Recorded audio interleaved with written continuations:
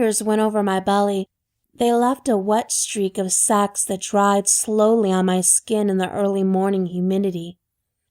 I kissed the 2 fingers as they rested on my lips and tasted myself. Tasted what was left of Kalak from when he was inside of me before.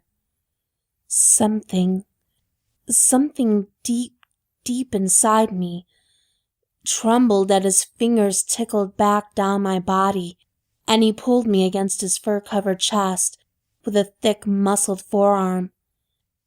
Just as he did, buttery sun dripped through the leaves in little trickles that flashed around our feet.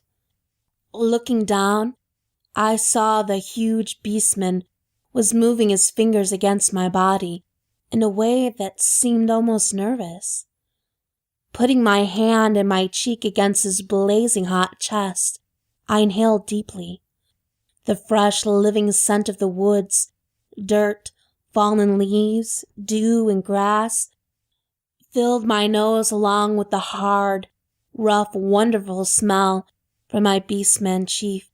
I must have been shaking harder than I thought. Kalak, his hands so big and yet so gentle, smoothed my hair around my face as he slipped a finger inside me. "Shh, Gina," he whispered. "You safe with Kalak." The only words that came were, "Thank you," which I said as all the emotion from the day crashed into my side like a fist to the jaw.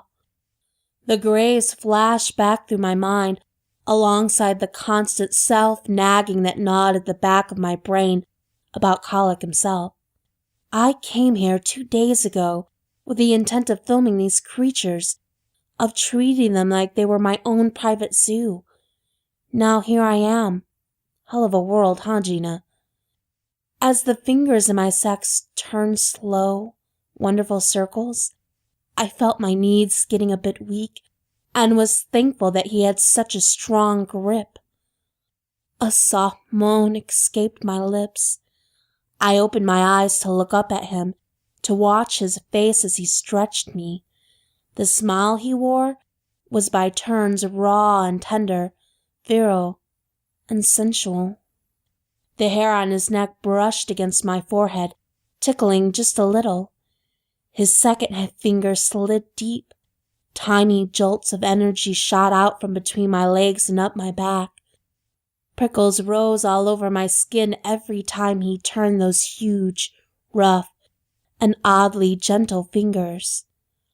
Somehow, I managed to summon the will to push myself up on my wobbly knees high enough to kiss his neck just below his jaw. He groaned, a rumbling sound that I felt in my chest. His fingers stretched deeper inside, curling against the front wall of my sex. So deep, so achingly, wonderfully deep, he drove them, spreading them out in ever-widening circles that I felt fluttering in my pussy. The further he went, the closer his palm got to grinding against my clit, and, oh, when he finally touched it with his hard warmth, I melted against him.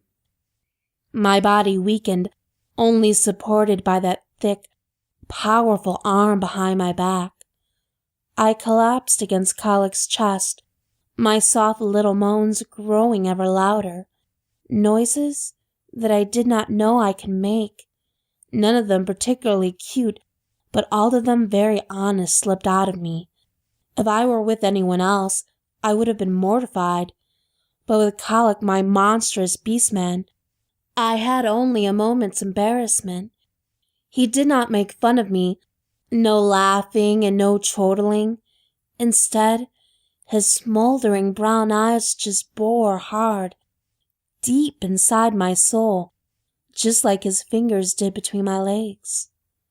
Spinning, stretching, and pushing against me. So deep, so good, so gentle. The fingers on my hand, not inside me, brushed lightly against my side, and I opened my eyes, looking up at the giant holding me. His eyes were soft and also open, also looking at mine. His fingers